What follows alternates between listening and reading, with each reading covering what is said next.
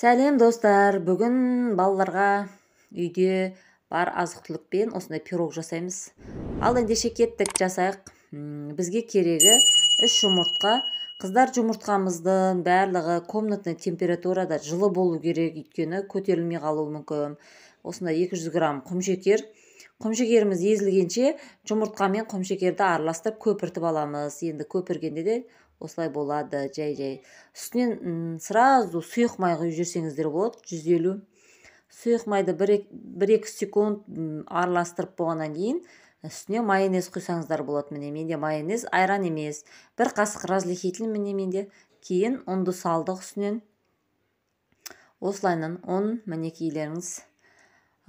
Қоймалжын осындай масса болғанша араластырамыз. Майонездеріңіз, сұйық майларыңыз бәрі жылы болу керек.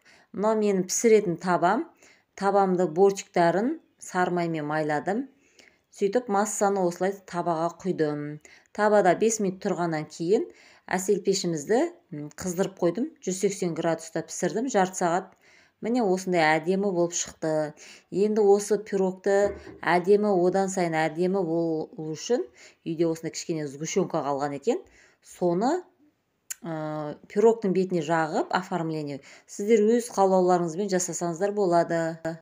Қыздар, міне осындай болды. Менде кондитерский посылка конфет. Осыны жақтым бетіне. Пирог одан бетер күшті болып, тәбет ашарлықтай болды. 5-ші айына жақсы кетті.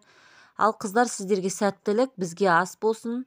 Тәбет ашатын пирогыңызбен шай ішуге шақырам сіздерді.